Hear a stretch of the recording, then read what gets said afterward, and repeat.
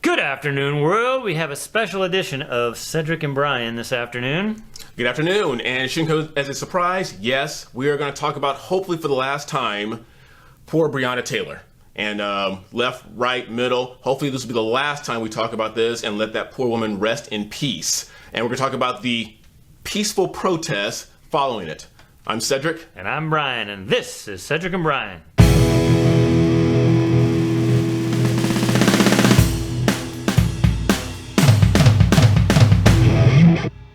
All right, so we're back again. It seems that every week it's riot after riot. Oh, I'm sorry. Peaceful protest after peaceful protest after peaceful protest for how many weeks now? I've lost track. It's getting old. It's getting old. And it's all, again, that I've stated numerous times. All this stuff is based on a false narrative once again, and it is your mainstream media who keep feeding you this false narrative, and the Democrat politicians that don't want to tell you the actual narrative, they just go right along with it. Yeah. We've heard from the media, and those of you who are watching, you've heard from the media who's to blame. If you look at the protests, obviously it's the police. But who is actually to blame for the unfortunate and horrible death of Breonna Taylor, who really was innocent? And like you said, it is unfortunate. And hopefully, like I said in the opening, this is going to be the last time we talk about this and let her and her family rest in peace. But there's a lot of people to blame. The first person I blame is her ex-boyfriend, Jamarcus Glover. If you've been following the news, Breonna Taylor was dating this young man, Jamarcus Glover, who was involved in drug trafficking. He sold drugs, he dealt in drugs. And I'm going to rant here a little bit. Before you rant, I hate to interrupt you. No, go ahead. You're kind of doing what people do. They take the blame away from the number one person. Breonna Taylor didn't have to date. Breonna Taylor. Yeah. I'm going to get into okay. Okay. Sorry, I didn't mean to. You got it. But and this really resonated with me with Breonna Taylor because at 26 years old, as you know, my daughters and our daughters, they're the same age. But there is no way in hell that my daughters would date someone like that.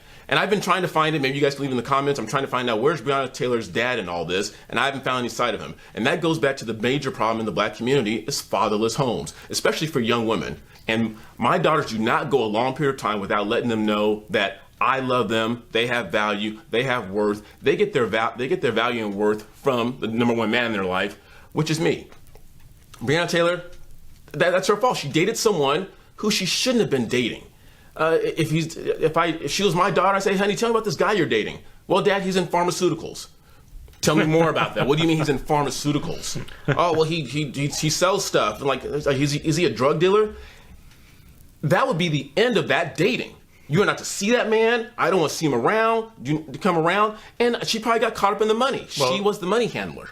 Well, and to be fair, though, 26-year-old girl, she might just say, well, that's nice, Dad. I'm not going to listen to you. I'm an adult. Right. Yeah. But at least you're getting in her ear. But you've made the conscious choice now. And if the dad did his due diligence and said, honey, you shouldn't be dating someone like that, kudos to him. But she's dating someone she shouldn't have been dating. But I heard that she was trying to get her life, but she was trying. She broke up with him. She was trying to get her life back on track. Yes. So at least she was trying. She was trying, but if you read on, as she went on to the new guy, Kenneth Walker, she was still the money handler for Jamarcus Glover. So that tells me two things about the number two person who is at fault is Kenneth Walker. Yeah. Number one, why is, and I'm going to say, and not to sound sexist, if I'm Kenneth Walker, I'm going to question myself, why is my woman still handling money for her ex-boyfriend? Yeah. Why is she still attached to him? Is she still, and I'm just going to, don't be offended, is she still giving it up to him? Are they still involved in so much to perform? Is the money that serious? What's really going on that she's still involved with this ex-boyfriend? Number two, you guys have seen this, and me and Brian are going to talk about this also. When the police knocked on the door in a no-knock state, yes, they knocked before they entered and announced themselves. Kenneth Walker, and let's just debunk this, Breonna Taylor was not asleep in her bed. I'm sure they heard the knocking and the banging on the door, and they got up. Brian, you hear knocking and banging on your door. Do you pull Azure out of bed and lead her out into the hallway and say, honey, let's go check this out together? Or do you as a man say, you stay here, let me go see what's going on? That was going to be my point. If he was a good boyfriend, you don't let her, even if she insisted on it, you say, no, please, just stay there, let me see what's going on. And you have to be authoritative. You stay here. Yes, especially if you are involved in or have been involved in the drug trade in a neighborhood like that. Right. The right thing to do for Kenneth Walker would have been, please, I've got the gun. He did have a gun. You have the gun. You stay back. I don't want you to get hurt. And I've seen some people comment like, well, were the cops dressed as undercover? It doesn't matter. Whether it was the cops in uniform, cops undercover, whether it was someone in the drug, your girlfriend shouldn't be there with you. It's dangerous regardless. So you tell her, stay there. So, and my question is, Breonna Taylor took 5-6 bullets. And from what I understand, if you read the report, Kenneth Walker ducked out of the way. He ducked into an adjoining bedroom. And he shot first. Fired back. You see in the movies, you shield your girlfriend. But his number one concern was like, oh, crap, let me protect myself. Breonna, you figure it out. He ducked because he was athletic, he was agile. He ducked into an adjoining bedroom and left her there exposed to take the brunt of the bullets. It's just you can edit this, it's just a punk-ass bitch move on her boyfriend.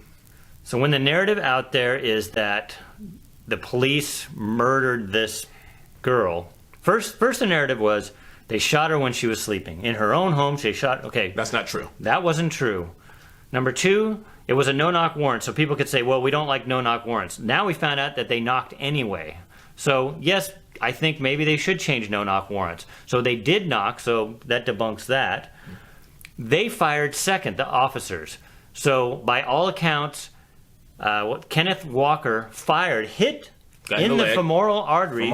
He could have bled out if they didn't tie a tourniquet around his leg. So that was the other false narrative that, oh, he just had a flesh wound. No. What's the big deal? No, he would have died. Kenneth Walker shot first, ducked out of the way, and let his girlfriend get killed. So there is the facts of the case. So let's go to the whole riots. Peaceful protests are going on now. It's because of the decision of was it grand jury? Grand jury, 23 people, grand jury. To acquit these two officers. The third one we don't care about. He should have been fired. He was outside firing his gun willy-nilly. Idiot. So it's a good thing he's not on the force anymore. But the other two guys were in harm's way. They were returning fire. So why are you supposed to charge them with anything? They shouldn't have been charged, number one.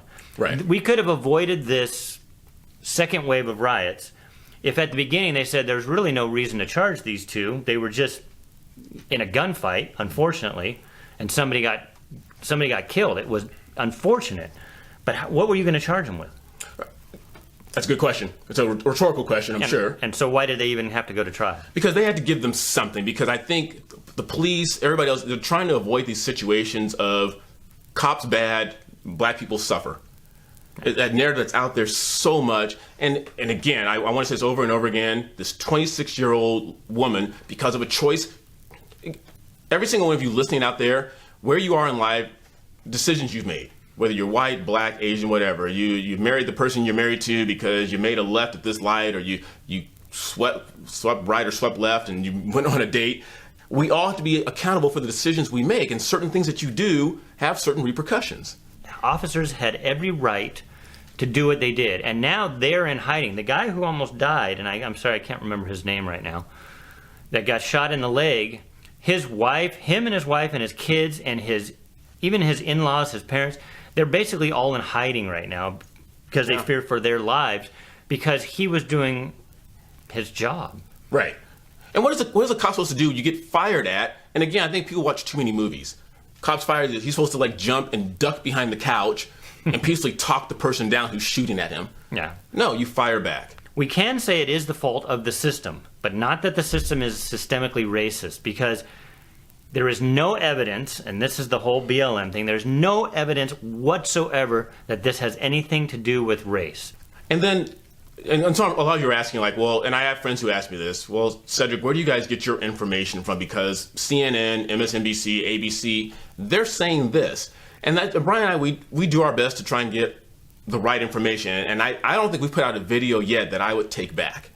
Because I think we do our due diligence and we check out all the facts. So there's a police officer there who, kind of a mentor of ours, who I really like, Officer Tatum. If you haven't checked out his stuff, check it out. There's dialogue between Breonna Taylor and other people regarding her handling of the money. And at the time of the shooting, I guess she had like $8,000 of his money that she was holding on to. She shouldn't have been involved in that situation whatsoever. And one thing that really bugs me, and I'm trying not to sound like a sensitive prick when I say this, at the last 24, 48 hours, I'm getting so sick and tired of the "I'm sorry, Breonna" memes. They're just flooding the internet. Like, sorry about. Okay, I'm not being a complete ass. She was killed.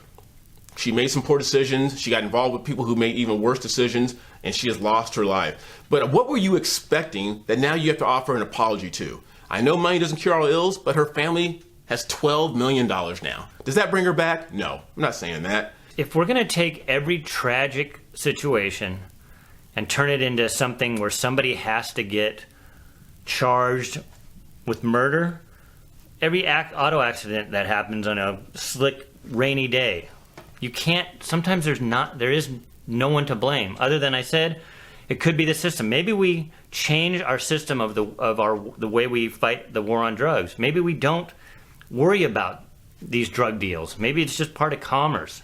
Maybe then that would help with these type of situations, but then look at it from the other end. If you just had all this drug dealing going on in these cities, which are already riddled with this type of behavior, is it going to make the city better or worse? My contention is you have to stop it at some point. You can't just let drugs ruin people's lives. Right. Now, maybe we need to change the way we deal with how we arrest people with drug commerce. Right. But again, that doesn't change the fact that this was just a horrible situation, but there's no fault in those officers. And the whole reason people are protesting and rioting is because they think these officers need to be charged with something. There's nothing for them to be charged with. They were fired on first. They were doing their job. Again, they make about $75,000 a year. These guys aren't making millions of dollars. They're putting their lives on the line. One of them almost lost his life. And you want to charge him because he's doing his job? It doesn't make any sense. Right. And again, like I said, we know a few police officers, and I've talked to a few. They wake up every single day praying that they're not the next police officer is going to be in the news that day because an erroneous shot or because, like you said, they're doing their job. Yeah. And then I just want to play a few clips here. So the first one is a clip on CNN. So you ask us where we get our information. We get it from a lot of sources. In fact, a lot of the clips are from MSNBC and CNN. So it's the same information you're getting, but then we also look a little further. So this clip from CNN is somebody talking about how it's really terrible to be not only black, but a black woman because the police are just going to go out and kill you. I think it's pretty clear that black lives do not matter. I think it's pretty clear that justice is fleeting, that if you are a person of color, particularly a black woman in this country, the quest for justice and the road to get justice is longer and harder. So let's go back, Cedric. He's saying that it's hard to be a black woman because the police are going to kill you. I mean, what are the statistics other than Breonna Taylor of black women getting killed by police? And then let's go to the Jacob Blake story. Right. They were called out because of a black woman. They were protecting her. Well, it's this classic example of damned if you do, damned if you don't. Like Brian just said, Jacob Blake. For those of you who still believe that false narrative that he was breaking up a fight, that's not true. First time they were called is because she alleged that he was raping her, digitally raping her, with her child in the room. The second call was that he was back stealing her keys, so right. There was already a record of him being right. bad to her. So the police were protecting a black woman. Right. Not police hunting are coming one out down. to protect a black woman. And I'm sure when the police get the call, and that's what the narrative, then like, okay, 911, come protect a black woman, come protect a white woman. No, a woman was in danger. The police were doing their job. Yep. But it's like if they're protecting a black woman, they get crap for that. Now this lady's saying, well, it's not safe being a black woman. It's like you're gonna find a reason to be pissed off and irritated. Yeah, that is the BLM movement. That's their whole agenda. It's like find something to be pissed off about. Yeah, and again, as we talked about numerous times, of all the black kids that have been killed during these peaceful protests during this time, not necessarily at the protest, although some were killed during protests, of black people that are killed in mass. But no, the Black Lives Matter does not care. They don't raise one eyebrow about these black lives. Mm-hmm. So that's just the hypocrisy of it. Well, part of my rant is it's a personal plea because I have some well-meaning non-POC friends out there, please stop fighting on our behalf. Please stop. It's not doing us any favors. It's not. And as much as you probably hate what I'm saying, you dislike what I'm saying, I got news for you. I'm black. So you can hate my narrative. You can hate what I'm saying. I'm selling out. I'm Uncle Tom. Kiss my ass. I don't care. I am black, and I'm living. So this fighting, like, oh, black people don't have a chance, and black people need to head up. You're not helping. You're crippling. You're crippling us, and you don't see. And you think you're helping. I understand that, but you're not. And you need to take a step back and look at yourself. Am I really helping black people with this, or am I just making them weaker and weaker? It's because they're listening to narratives like this. I think it's grossly insufficient. It does not deal with the fact that the life of Breonna Taylor was taken. It does not address being a victim of being killed. The value of her life is not at all addressed in these charges. You could get endangerment if you shot in the air at nothing. You took a woman's life. So along with Al Sharpton and the Reverend Jesse Jackson and other black people out there who are leaders in our community, this whole narrative that black people are being shunned and they're being hunted and they're being mistreated, it is a false narrative. Not only that, but they talk about, and you hear this over and over these days, is that, oh, we haven't progressed in 90 years. Really? We had a black president. Well, you look at all these police forces across the country, most of them have black captains. Yeah. Black mayors. There are black people in power there, but we keep feeding this narrative like, oh, we blacks need more help. Well, you know what? Keep crippling us. And I know it must be frustrating for you because, number one, and you see, well, look at this. If you think that these are organic protests or riots, look at this. I'm sure you've seen this with the U-Haul. All right, you see that, Cedric? I mean, look at that. A U-Haul pulls up with all these homemade signs. So this was premeditated. You had to go out and rent the U-Haul first, expecting this to happen. Well, and then look at this clip. Look who actually rented the U-Haul. Yeah. Blonde white woman. So it's what Cedric's talking about. Fighting for Black Lives Matter. Making things worse. There's something evil going on under the surface here. Yeah. And it's just horrible. And they're, like I said, they're using this whole Black Lives Matter. It's like a pawn. I think you mentioned this before. They're like the pawns. They're not the kings and the queens and the castles and the knights. These are the pawns being used for some nefarious thing going on in the background. Right. Brian, we just want to share this. And like I said in the opening, hopefully this is the last time we talk about Breonna Taylor and this mess that's going on. Let justice play itself out. But it won't be the last time we see Rice because guess what? The Floyd case is going to happen. Oh, good Lord. And no matter how that turns out, you know it's not going to satisfy the mob. It's not. It's not. And I want to say this with all due respect. Breonna Taylor, rest in peace. Beautiful lady. Choices were made, decisions were made, and consequences happened. But leave your comments in the comment section. Tell us how you feel about this. Do your own research like we did. There's a police report from Officer Tatum that you can find online, and you can read through it. It's pretty long. But if you really care and you want to get the truth out there, you'll do the research. And then my question is, what do you think the end game is for BLM or Black Lives Matter? What is the end game? What are they really protesting? Because obviously people that have a brain cell can read the police report or even see what's on CNN and know that there really is nothing to charge these cops with. So what is the end game? What are they looking for actually? And that we're going to leave that to you to put in the comments. We're not even going to comment on that. Right. Well, in the end, make sure you like, subscribe, ring that bell, and make sure you share this video with everyone you know, especially if you're having some discussion about this case in particular. But until next time, I'm Cedric. And I'm Brian. See you later.